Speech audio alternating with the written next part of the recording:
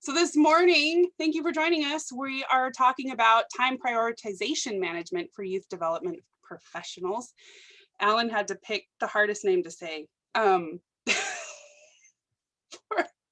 I'm picking on you. I can't say prioritization at all. It's just a mental hang up. Anyway, so that's what we're talking about today. We're excited for you guys to all be here. I'm going to go through some housekeeping notes real quick for you guys. This webinar is recorded and it will be available to watch on our Idaho Out of School Network website later. Unfortunately, I can't offer training hours later for it, but it is available for reference later if you need it. With that being said, we absolutely encourage active participation, but if you are uncomfortable with your face or voice being recorded, now's the time to mute your camera and your mic. But Alan would love to talk to you, so please consider being on camera or at least on mic. Be very active conversation. Yes, it'll be an active conversation. If you're having trouble with your audio, you are welcome to call in on the phone instead. No problems there. You're also, as Alan and I have just said, you're welcome to unmute yourself and ask questions at any time, but you are also welcome to use the chat box. Chat should be available on your screen. You might have to click your more button to see it and make it available, but we will be using and utilizing chat today. We're also using Zoom today. Has never happened to us before, but there's a first time for everything. And if the webinar is hacked or inappropriate language or images appear, we'll do everything in our power to lock it down. If necessary, we would cancel and reschedule. Like I said, that has not happened yet. So everyone cross your fingers, it's not going to happen today. Just a friendly reminder that we do training pretty much every month. March 11th is our next training. That's Understanding the Brain with Trauma in Mind. And that will be a return of Michelle Batten, who was our trainer last month. So this is a continuation of her series. She's fantastic. Also in March, we have an extra bonus training, Equity and After School STEM Strategies and Resources with the National Girls Collaborative. That one's not up for registration yet, but it will be soon. So just check back. And then Alan comes back in April, reaching more youth through authentic community partnerships. And so please come back and visit with Alan again in April. And you can find those at the idahooutofschool.org website, or if you log in through RISE, they will be available soon. They are not yet approved through RISE, so you may not see them there yet, but they should come up eventually. But you still have to come to our website to register. So up to you how you get there. All right. I would like to welcome our speaker today, Alan Taggart. He's an extension educator with 4-H Youth Development through Idaho, University of Idaho. I almost said Idaho Stars, I'm gonna be honest. Anyway, good morning, Alan. I'm gonna turn our time over to you. Good morning. Hi, everybody. Thank you so much for being here. So I will go ahead and share my screen, but while I do, please jump in, introduce yourself by your name, where you are located, and what organization you are with. I recognize some names here, but just hop on as you see fit. I can go first. I'm Alex Brooks. I'm the program coordinator at the Foothills Learning Center. We're part of City of Boise Parks and Rec. Hi, Alex. Hi. Can I go next? Because I do the same thing that Alex does, but I'm in a different location. I'm at the Boise Urban Garden School. And I want to say thank you for coming, guys, because I know you spent a lot of time with me last week. So thanks for coming back. Good to see y'all. Oh, sorry. I'm Cindy Barth, and I'm the site lead at St. Alphonsus Early Learning Center. Hi. Hi. And April, go ahead. Sounds like my dog. Oh, and see, here comes my kid. Yes, what do you need? I'll go. I'm Kelly Cook. I previously was at IHS, if you know me from there. Hi, Alan. I am in Alabama. I jumped on though because I thought this was just an interesting topic and wanted to see what you were talking about. Hey, glad to have you. We did have a comment in chat that says April is the kinder lead coordinator for the Boys and Girls Clubs of Ada County in the Meridian site. And she's also juggling working the front desk and doing this webinar. So she's going to do her best, which we appreciate. Time prioritization management in action. There you go.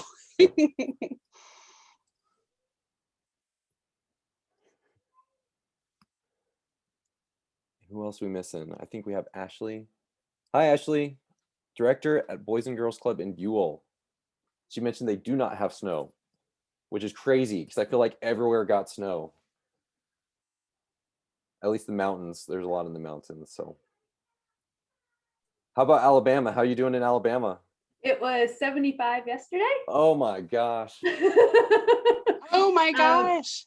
Last week though, we did have snow and it was a lot of back and forth because, well, snow for Alabama. So there's a lot of working at home versus back at the office, back and forth. But we're supposed to have rain for the next week straight. So it's a little bit of both. Oh man. You're in your office? Kind of Yes. semi-jealous. I moved down here Yeah. a little over a year ago, and have been working at summer camps, 2 different ones since I've been down here. And because of the nature of the camp, I have not actually worked from home unless it was weather related. So I've been very fortunate in that aspect. Wow. That's We great. miss you here. I know, I miss it there too. Yes, it's been crazy. We've got things are just still crazy busy, and I know that everyone here, you guys are probably all dealing with stuff too. So when I had been chatting with Diane about doing some of these trainings, this is something that really we're talking about, especially with the pandemic. You know, there's a lot of different things we're juggling. How do we prioritize? How do we manage our time? And I'm going to just put a caveat out there right now. I am not a perfect person when it comes to managing and prioritizing time, but these are some great principles that have helped me in identifying what I need to do and how to really manage how things are happening in my work life and by extension also my personal life. So how are we making sure that as youth development professionals that we're managing ourselves in a way that we can get the things done we need to while taking care of the stuff that we want to do as well. And so this training is pulled from a phrase, it's time prioritization management, but who's got the monkey? And we'll go into that visualization a little bit more. I really like it. It really helps me. But just a little bit more intro to myself and 4-H. So for those of you that don't know, 4-H is a nonprofit youth development organization that is run through the local land-grant university that is in the state. So for Idaho, it's the University of Idaho. Utah, it's Utah State. Oregon, it's Oregon State. Texas, it's Texas A&M. So 4-H is a nonprofit that's always run with the extension programs that land-grant university has. So I am an assistant professor, extension educator with the University of Idaho, and I run the Ada County 4-H program. 4-H is one of the largest youth development organizations in the world. We reach millions of youth each year, over 70,000 in Idaho. So we have a lot going on. And at the beginning of this pandemic, and I'm just going to stop sharing my screen here, but at the beginning of this pandemic, we had a lot of change. And I know that everyone dealt with a lot of change. Our 4-H really relies heavily on volunteers in running our programs. They are the ones who are on the front lines teaching programs and running 4-H clubs, teaching projects. And we did a survey to really kind of get the feel for how things have been going. And we actually had a lot of people, and I know that a lot of people realize there's the rapid adoption of online tools such as Zoom or just online delivery methods that they really were not comfortable using before. And now all of a sudden, kind of thrown into it, they've kind of been forced to, but they see value in it. And we thought that there might be some that might want to go back to, or might want to continue on with using online options. So you don't have to go hop in your car and drive 30 minutes to go to, host a meeting, but a lot of them really do want to go back to in person. And so a lot of the strategies we're going to be talking about, they can be used for in person, they can be used for online. It can be applied in any way. But I want to just mention that at the beginning, though, that there's people out there who have dealt with a lot of personal fatigue. Our youth are experiencing a lot of mental health. For those of you that were at the training last week too, I'm sure that you are aware that there's a lot of people out there dealing with all sorts of things. Our youth especially really need a lot of additional support right now. So it's going to be up to us to really be able to manage our time to be able to effectively serve them and engage the youth and provide them for what they need. So what I'm going to do now is I'm going to share with y'all a link to an article that we are going to be discussing today. This article is called Management Time, Who's Got the Monkey?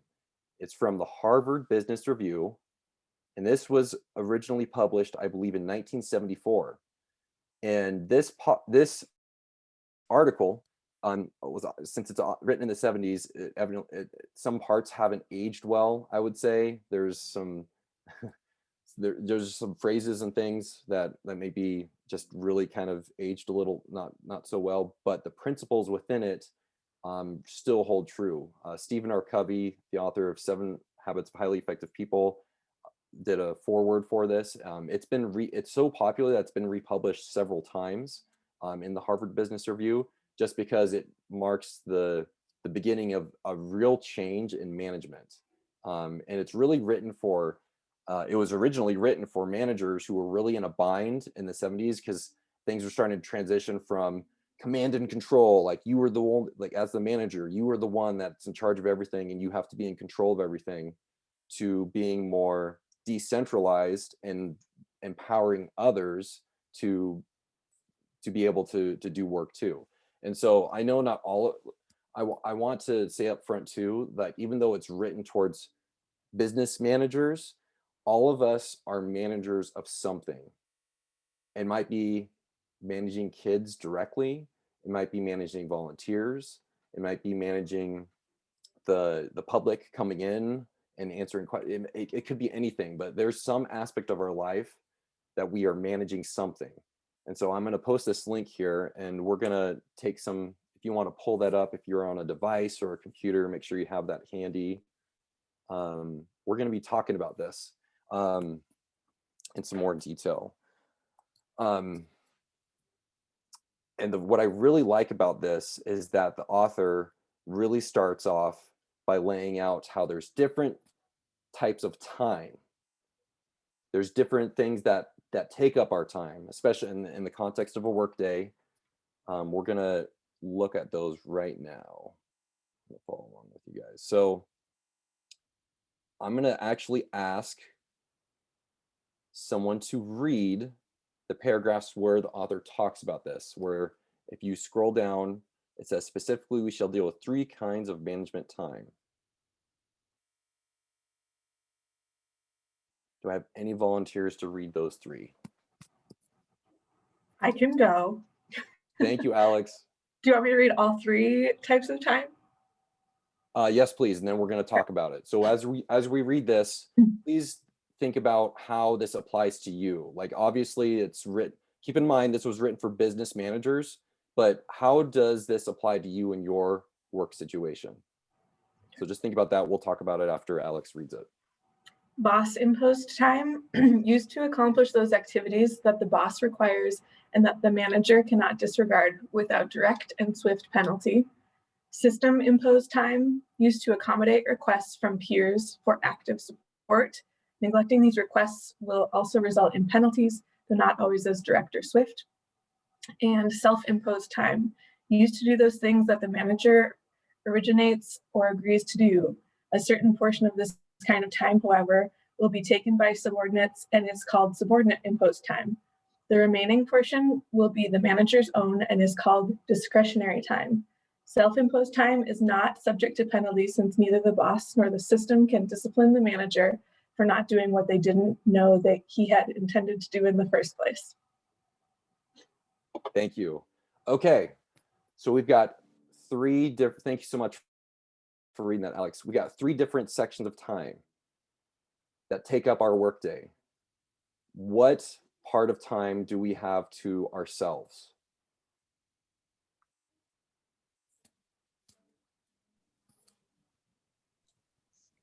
I would say discretionary time, but as a parent, I'm like, do I have time to myself? Wait. Right. Those subordinates can just be very demanding. Yeah, yeah. And what he goes on to, the author, what he goes on to say is how it's really up to the manager to make sure that they have enough, because you've got the things that you need to do, you know, the job, whether like it's a boss related thing, the boss needs you to do something, or a system, you need to like log your hours, or you need to do like administrative paperwork. But then there's the self-imposed time, the rest of it, where you may be having volunteers coming to you, or kids coming to you asking questions, you know, or just people that you supervise. And so it's going to be up to the manager to really organize that they are being able to meet all the demands on their time. And so the way, and then he goes on to say how we're going to do that is to really figure out how to expand the discretionary component of your time. So, you know, we, like Diana just said, the discretionary, how do we expand that? How can we help as a manager our subordinates? You know, when I say subordinate, it could be any, like I said, it's not just people that we like, I'm a supervisor over this person. It could just be kids that we're supervising. It could be any situation.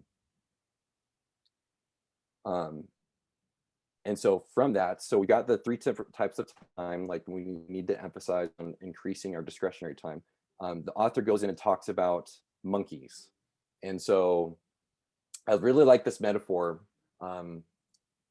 with monkeys, like they require feeding, you need to take care of them.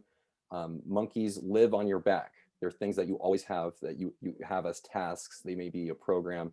So I'm just curious, when you think of monkeys, it could be a program, it could be something that you have to do that takes up your time. What are some monkeys that you have to feed and take care of in your job? Janice and I talk about this all the time, that our job is just whatever is coming up during the day, and then the development stuff just gets pushed to the back. One thing I thought of was, besides being the program coordinator, I'm also in charge of the facility. And so when toilets get plugged or just random things like that, that's the kind of stuff that really takes me away from the tasks that I should be doing. Yeah. Yeah. I will say, I was trying to mute myself because my dog is barking, but the other thing similar to Alex is, you know, there's a certain amount of stuff that is kind of like that system imposed, like this kind of like hamster wheel that you have to get on in terms of like keeping track of the inputs and the outputs and things like that. So one of the things that I think both of us have tried to do is kind of come up with a certain kind of templates and like procedures and stuff to kind of almost automate some of that stuff, so you don't get kind of like bogged down with it. And it does allow you to do a little bit more, have more discretionary time. But even so, those are the kinds of things where it just is a drag. It's just kind of like the constant checking and responding to the messages and all of the things that happen and sending out the messages that just take up a lot of unnecessary mental bandwidth. Exactly. There's so much reactionary things that are incoming. I have some comments here in the chat. So April mentioned parents. That's us too. I always say this, when you introduce kids to the mix with anything possibly competitive as well, like there will just always be upset emotions with parents, or just But she also went on to say having to help with questions, concerns, registering, and all the information that's needed about the club, emails. Yeah, those are some big maintenance monkeys. So Kelly. my biggest one right now is ACA, which Alan, I know you are familiar with ACA, but for those who aren't, it's the American Camping Association. And similar to the building blocks that Ion has, and that book, it is essentially that, but for camps. And so we have a visit this summer. And so I am learning this new camp while also working towards this reaccreditation summer. So it's a very large project right now.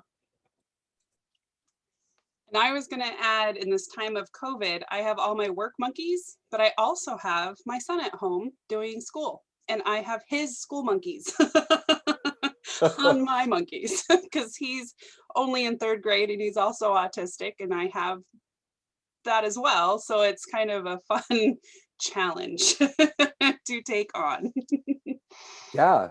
Well, and I'm glad that you brought that up, because I wanted to mention that at the beginning. Our work monkeys can live on our back while we're at home, and it's like, how do I let go of this monkey, like, so I can just like be present? That's something I personally struggle with, is how do I keep those monkeys staying at the office so I can just focus on what I need to do. And it's just the blending that COVID has introduced. Ashley in the chat mentioned as a monkey, new parent orientations and financial reports. These take up most of my time during the day. Yeah, like those things that just need to be done, and I think it's important to note, like, no matter what type of time it is, because that's why you started off the article, like the system imposed stuff, the boss imposed stuff, and then the rest of it, you're trying to make sure that you have enough time to feed the monkeys that need to be fed, because the only thing that you have control over is your discretionary time. And so you just need to be aware of the subordinates, the people that you're working with or even supervising, that they are empowered to do things. So we're going to actually go through the example that he goes through in this article, and I'm just going to paraphrase it. So basically, he talks about how there's this guy, his name is Jones, and he goes up to his boss and he says, "Hey boss, there's this problem that I need help with." And he starts to talk about it, like, we have this problem. And so the thing that really brings this to the manager's attention is that he knows just enough to get involved, but he doesn't know enough details to make the on-the-spot decision that the subordinate is asking for. And so the manager will say, "Okay, I'm glad you brought this up. I'm in a rush right now. Let me think about it. I'll get back to you." And so the question is, I'm going to ask it to all of y'all. There was a monkey that was placed in front of them. Whose back is the monkey on now after that exchange between Jones and the supervisor? It seems like it transferred to the manager. Like he basically took on the work of saying, I will think about this and I will figure out something for you. Yes. Yeah, the monkey is now on the supervisor's back.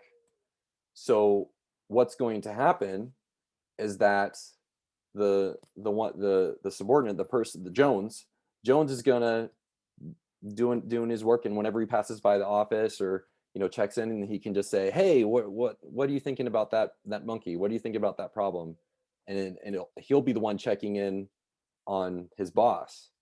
And so he goes on to say in the article how the subordinate, like, he's sleeping good at night. The Jones is sleeping good at night. He doesn't have a monkey to worry about because it's on his boss's plate.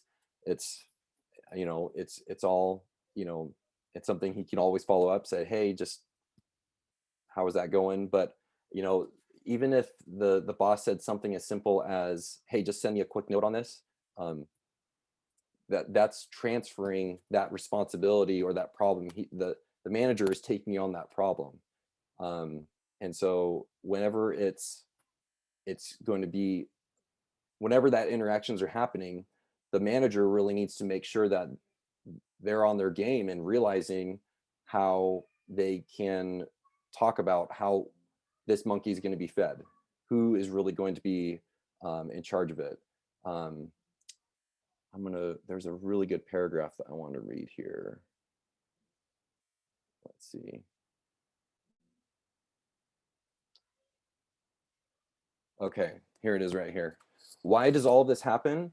Because in each instance, the manager and the subordinate assume at the outset, wittingly or unwittingly, that the matter under consideration is a joint problem. The monkey, in each case, begins its career astride both their backs. All it has to do is move the wrong leg and presto, the subordinate deftly disappears. The manager is thus left with another acquisition for his menagerie of monkeys. Of course, monkeys can be trained not to move the wrong leg, but it is easier to prevent them from straddling the backs in the first place. So another thing that he goes on to say is that monkeys can live on anyone's back. And even if the manager, the person that's in charge, worked all weekend to take care of the monkeys and to try to feed them and give all the time, like to say, I'm just going to knock it out. I'm really going to focus in and really, really solve all these problems. It's still going to be there. It's the source of the monkeys are still going to be there. So it all comes down to when you're talking about tasks that need to be done or things that need to be done, it's talking about having that conversation at the outset to prevent that from even happening. And it's not that you're trying to avoid responsibilities. It's about building trust. It's about building abilities in others as well, and providing support to be able to get things done, because we can't just be one person armies that just make everything happen. In our work, sometimes resources can be tight, or just the amount of people we have to work with can be tight. So we need to work together to be able to make things happen. Let's see here. Alan, are there any recommendations in that article about how you do that? Yes, there is. There sure is. I'm just scrolling down through here, make sure we're not covering that. So there's some awesome strategies that the author really talks about. Let's see. Making sure that we're on track here. So we're going to scroll down. If you guys want to follow along with me, there's a paragraph, right? There's a heading that says getting rid of monkeys. There's right before that. Let's see here.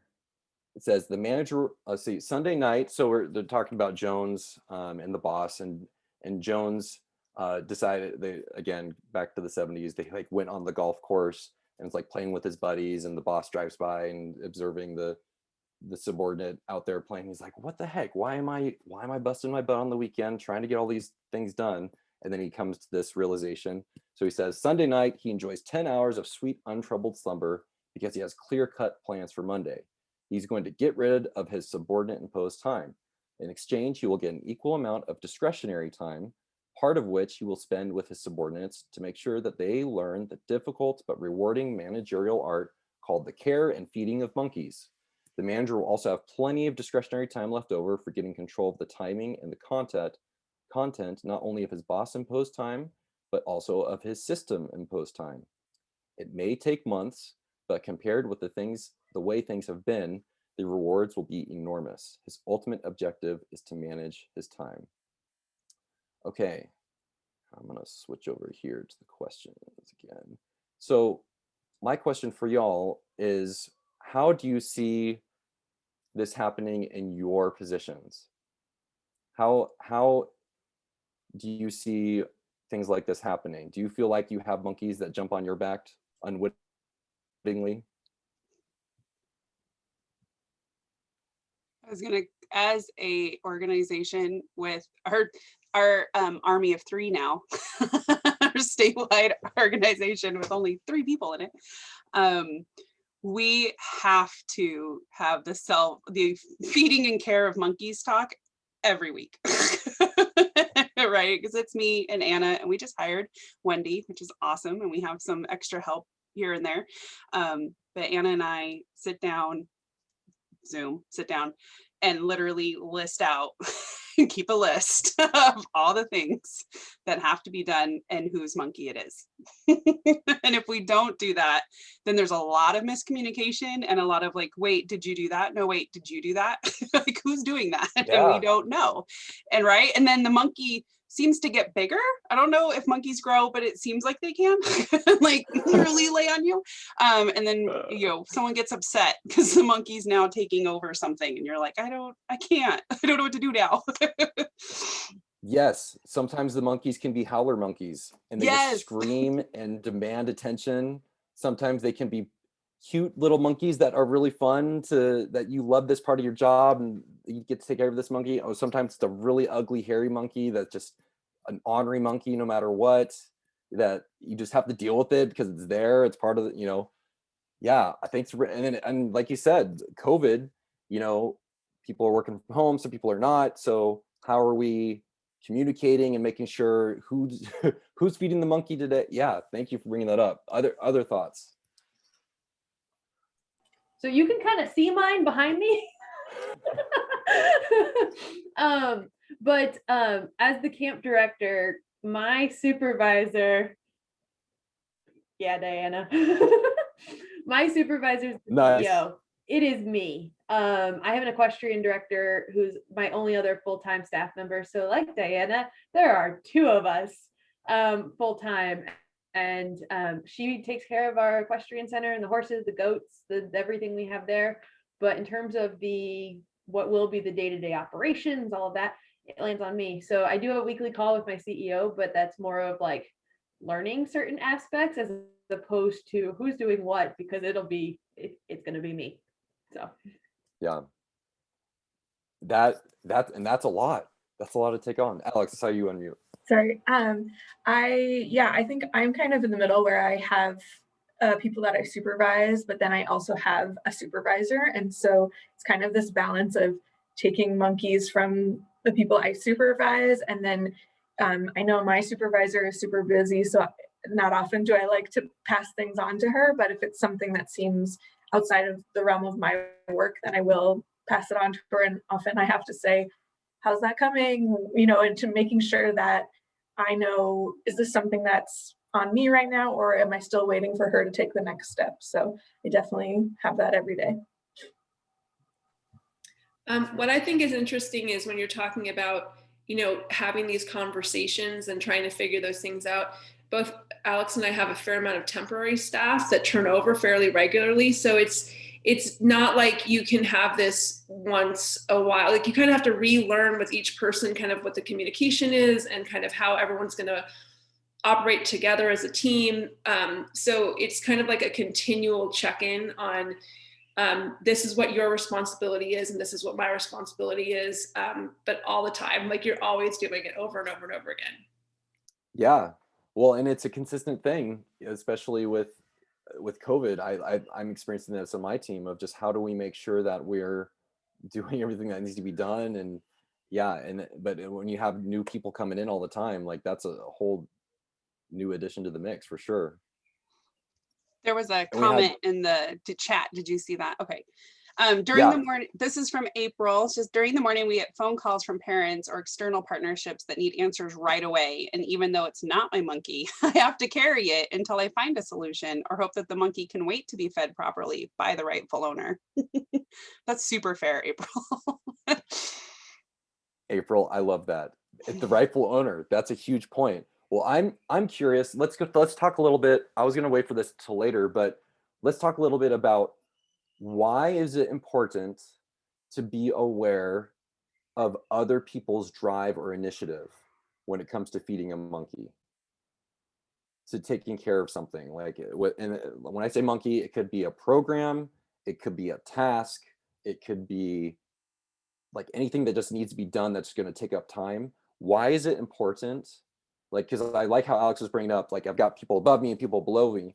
Why is it important to be aware of others' drive or initiative when we're having these kinds of conversations? I feel like when new staff comes on, you kind of have to feel out if they are someone where you can give them a monkey and they will 100% take care of it, or if it's something where you have to keep checking back in. And I think that I know there are certain people that I can delegate to without any worries. And then I know there are other people that maybe I need to micromanage a little bit. So it's kind of, Yeah. April added miscommunication because feeding the monkey something they shouldn't eat. That's good job, April. I mean, I think that does bring up something about delegation. A lot of times it seems challenging to delegate because you don't have full confidence that it's going to be done in the way that you expect. So for me, a lot of delegation is just being like, I'm letting go control of this thing. Like, I'm just going to trust you're going to do it. And if it's really super important to me, then I know I can't delegate it. Right. Well, you know, something that talks, so Stephen R. Covey, I said, he didn't make a foreword, it was an afterword, I guess is what it is towards the end of this article. It's about the care and feeding of gorillas instead of monkeys, which I'd suggest reading that. We're not going to really dive into it, but one thing he really said was a lot of managers would much rather prefer spending the time to do it the way they want done than having to take the extra time to train someone else to get it done the way it should be done. Because as people that are doing, because it probably is going to be faster if we just do it ourselves. But we talked about at the beginning, we only have so many hours in the day. We only have so much time to get stuff done. And so it's all about us prioritizing how we can, like we said, delegate or enable or empower others to feed the monkey and to get done what needs to be done so that we really can focus on expanding our discretionary time to really expand. Like I really liked how Alex said at the beginning, having that time for development and forward thinking, you know, because if we're just spending our time reacting the entire time, then it can be really draining and we may not be able to get the important stuff done. Another comment from April, knowing who can strive with that monkey and who needs more guidance. My staff are complete opposites. However, I like to try to guide them to turn those into growth opportunities instead of a roadblock. It can be time consuming to coach, but as you guys said, time prioritization. Yeah. And I want to piggyback on what Janice was saying about taking responsibility on yourself because you want it done a certain way or you have that responsibility. And I had a long conversation with my husband many years ago because he was redoing his employees' work on a pretty regular basis. And I was like, that's one, really annoying to an employee. But two, are they doing it wrong or just not the way you would do it? And is there a difference? And can you let it go? Because he was taking all their monkeys, right? And I was like, well, you gave them a monkey. And then you were like, I don't like how you're feeding it. Give it back. Right. And I was like, you can't keep doing that. That's not a sustainable monkey habitat, right?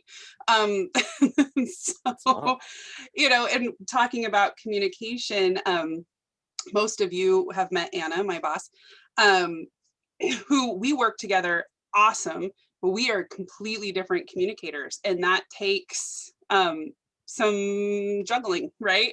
Of how she wants to know things and how I want to know things. And so, but and we still sometimes throw monkeys up in the air. And right, we've been working together closely for a couple of years now.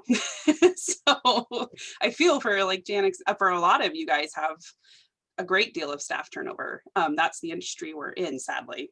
And so I can see that that would be really hard to figure out your zoo. Yeah, there's a lot.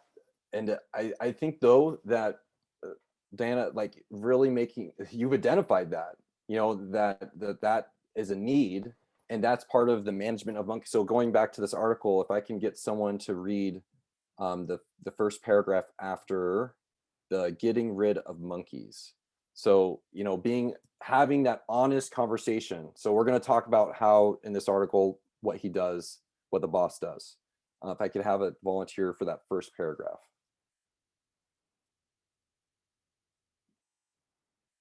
Right after getting rid of the monkeys. I'll do it. Thank you. So the manager returns to the office Monday morning, just late enough to see that his 4 subordinates have collected outside his office, waiting to see him about their monkeys. He calls them in one by one. The purpose of each interview is to take a monkey, place it on the desk between them, and figure out, is that the correct paragraph? I feel like I'm rereading something. Okay. This is right. Yep. Figure out together how the next move might conceivably be the subordinates. For certain monkeys, that will take some doing. The subordinate's next move may be so elusive that the manager may decide, just for now, merely to let the monkey sleep on the subordinate's back overnight and have him or her return with it at an appointed time the next morning to continue the joint quest for a more substantive move by the subordinate. Monkeys sleep just as soundly overnight on subordinates' backs as they do on their supervisors.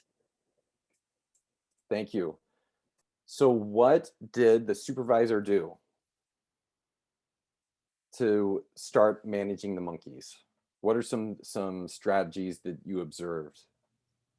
It almost seems like a coach or somebody who would say, oh, you've come to me with a problem. Well, let's look at that problem and figure out what you're going to do next. Rather than saying, oh, you've given me this problem. Let me figure out how I'm going to fix it for you. And it feels much more of a removed kind of problem solving for the person, rather problem solving for the problem. I love that. Yeah, exactly. Just like, like supporting them to come up with the solution rather than feeling like you are the one or the manager is the one who is just coming up with all the solutions. Other thoughts? Anything you observed that the manager did in that paragraph to manage the monkeys? I feel like tabling it for the next day and not feeling like they need to address it like right in the moment. Because sometimes even when a problem is brought to you and you want to work with someone on it, it almost is better to come in with fresh eyes the next morning and solve the problem, as opposed to being like, end of the day, I'm exhausted, my brain is not working, and there's a better chance of really getting to a solution together the next day. Right. Like really letting it simmer a little bit. The monkey's going to live till tomorrow. Yeah, to really talk about it again. Excellent. Thank you. We're actually going to skip down here. So there's also some really good stuff. I'm going to read one more paragraph because I really want to hit this tone when the boss is talking to the subordinate. He says, at no time while I'm helping you with this or any other problem will your problem become my problem. The instant your problem becomes mine, you no longer have a problem. I cannot help a person who hasn't got a problem. When this meeting is over, the problem will leave this office exactly the way it came in, on your back. You may ask my help at any appointed time, and we will make a joint determination of what the next move will be and which of us will make it. In those rare instances where the next move turns out to be mine, you and I will determine it together. I will not make any move alone. So that's something I want to point out, that in the 70s, this was transformative, and a lot of people have gotten more into this. But it's still something that I think a lot of us can work on, that we are there to empower others to make things happen. We cannot be a one-person army that's just doing it all by ourselves. We need to have those honest, trusting conversations and let people know that we are here to support, but that you are not going to be the problem solver for everything. And like we've said at the beginning, people have different drive, they have different initiative, or they might need extra support, or they might not. They may be able to, but then there's some people that if you give them an inch, they'll take a mile. So there's a spectrum here that we need to be aware of to really see, where do people actually need support? Are they someone who needs to have more of a sandbox to play in? They need to have some more constraints, or do they need some more guidance to be pushed out the door to get stuff done? So it's really up to us to really kind of have that awareness. And we're gonna keep scrolling down here. It talks about initiative. You know, there's different levels of people who, the first person is like they wait until they're told, or they ask what to do, and the highest level is people who act on their own, then report back. But we're going to go all the way down to the care and feeding of monkeys with the time that we have, because I really, really love this. Someone asked, what are the solutions here? These are the solutions. And this really struck me. I would love, can someone read all 5 rules for the care and feeding of monkeys here on this article? I'll do it because I just want to be able to say the first one. Okay, thank you. Okay. So rule number 1, monkeys should be fed or shot. Otherwise, they will starve to death and the manager will waste valuable time on postmortems or attempted resurrections.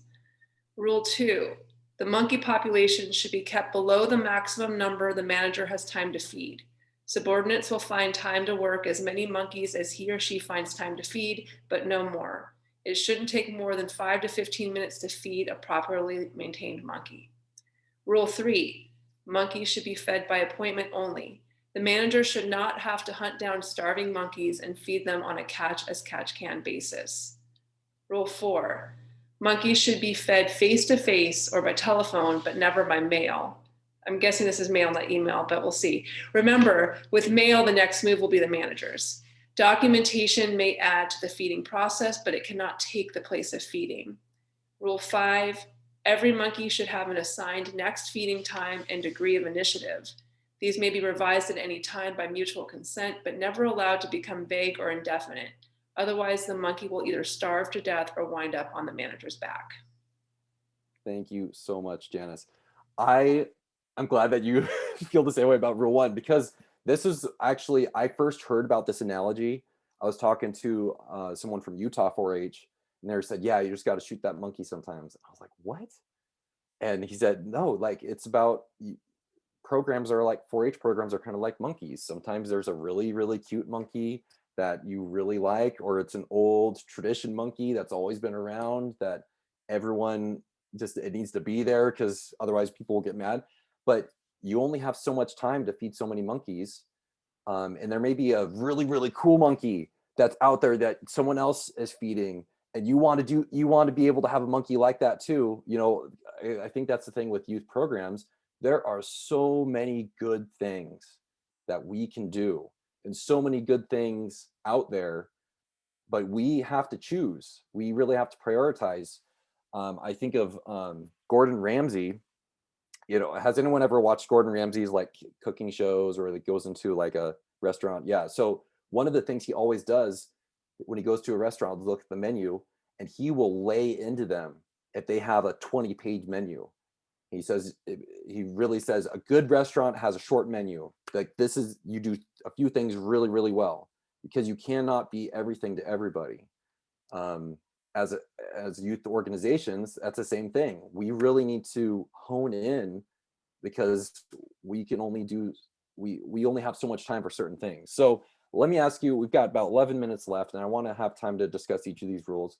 Why do you think it's important to make that decision that monkeys will be fed or they'll be shot? Otherwise, they starve to death and you'll be wasting time. Why is that important to be aware of that? What strikes you about it?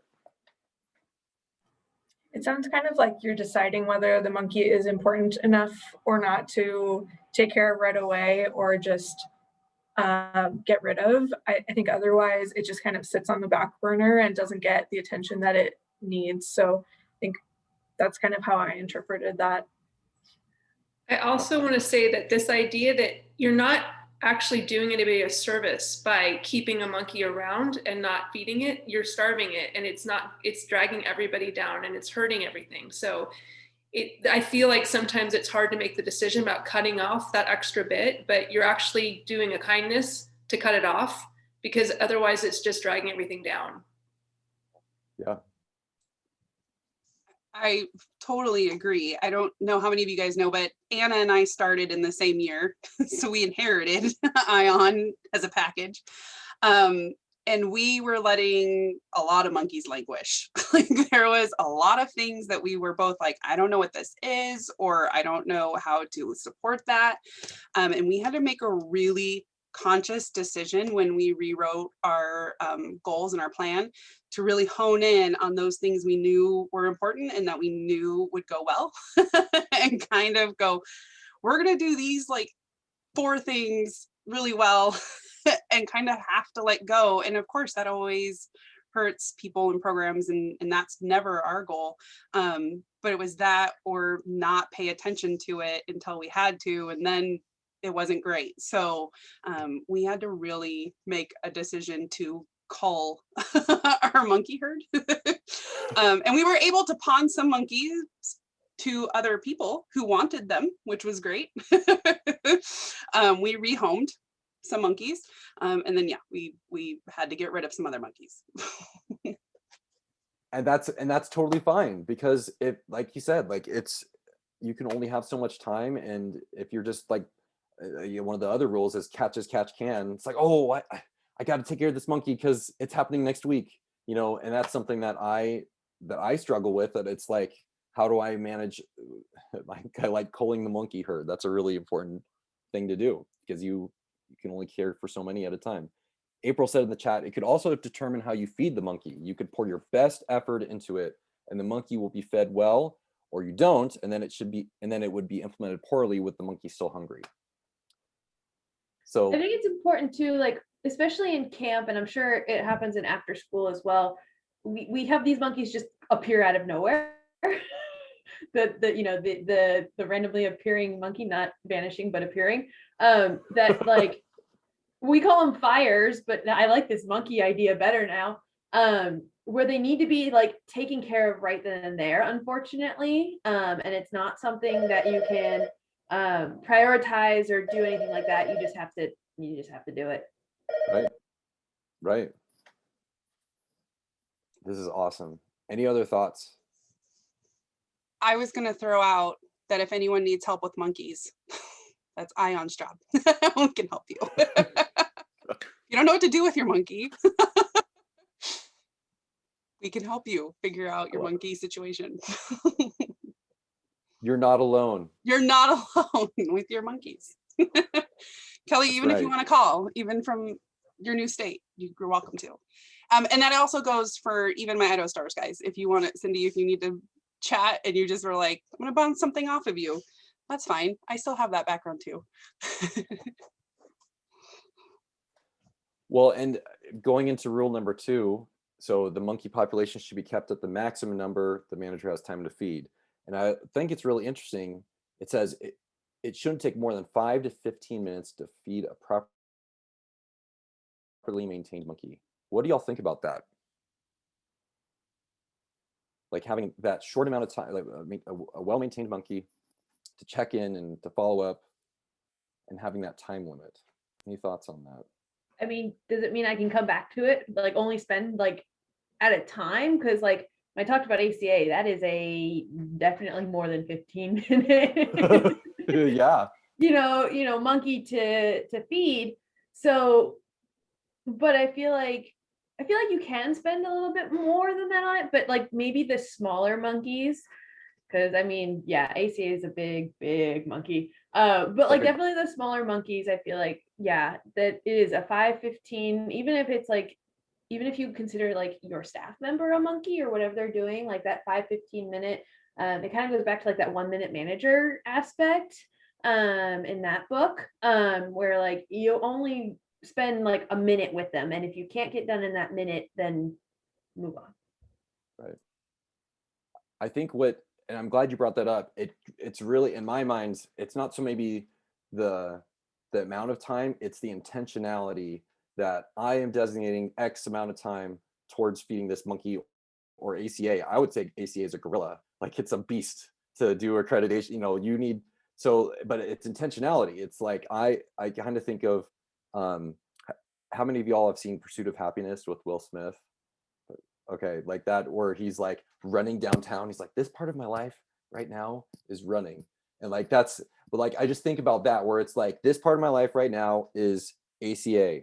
And I think that speaks to a lot of the deep work, or those, it's just intentionality. Like, I'm designating this part towards this thing, so it can get done. Because otherwise, if we're just reacting to the fires, or reacting to the monkeys that are screaming at us and in our face, then, you know, it's just all of that all the time, which goes to the next, which is monkeys should be fed by appointment only.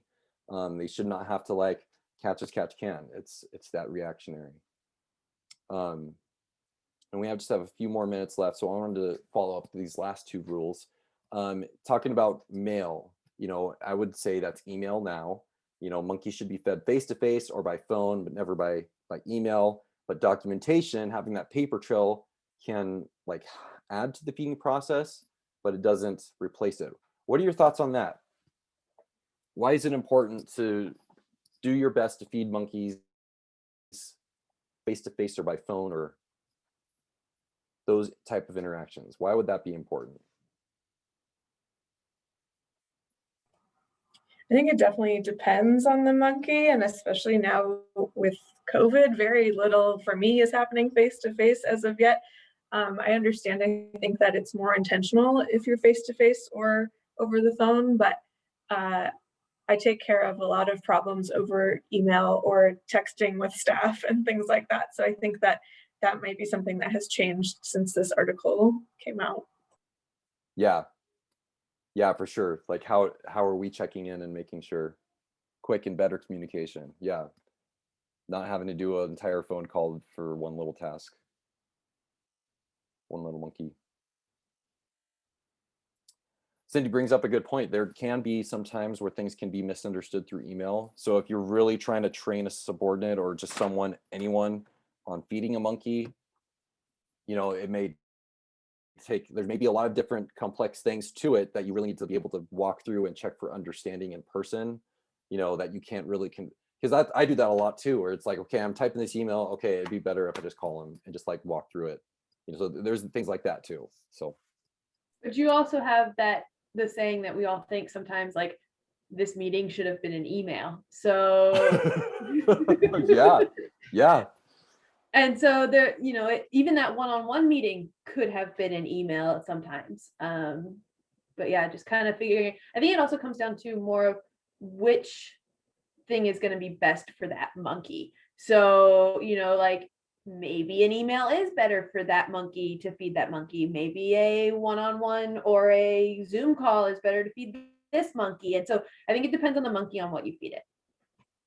I'm glad you brought that up, because that goes to the last rule, where it's really being the designation of how much initiative or the feeding time or the that really needs to be defined.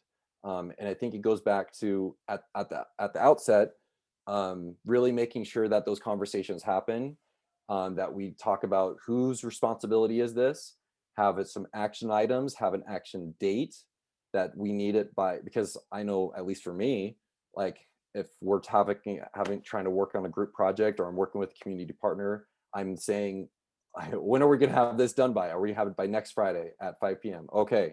And then I have something that I can shoot for, because if it's just vague or if it's indefinite, then the monkey's not going to be fed and things are not going to get done. So, and that's my time. Thank you so much. I'll turn it back to Diana. I've put there's a survey link in the chat. It literally takes 2 minutes. It's just a check-in on how we're doing. So if you can click that link before you leave the call, that would be really great. And Alan just dropped his email in, and hopefully by now most of you have my email, and you're welcome to call or chat with me anytime or email at any time.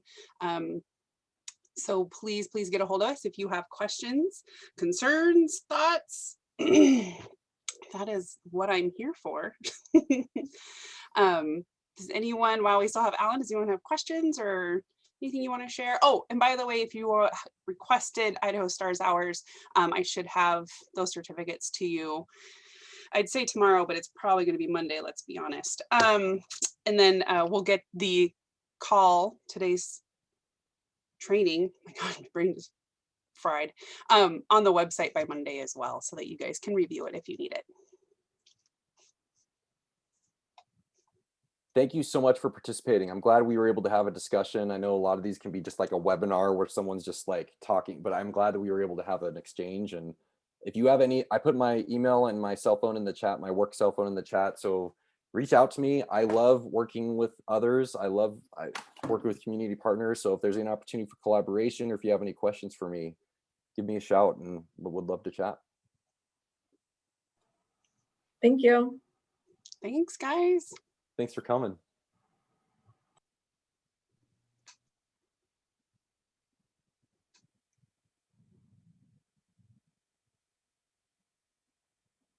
you want me to stay on at all, or are you good? No, I always just wait and make sure no one has a question for me, but otherwise you are free to go. Awesome. Oh, thanks, April. Thank you, April. I was really pleasant. Yeah, I'm glad everyone participated. That went really well. That was awesome. Yeah, I'm super happy that they got involved, because sometimes we get like 20 people, but they're silent. Right. And Yeah. it's like, it's really hard to train when you guys don't say anything. I know.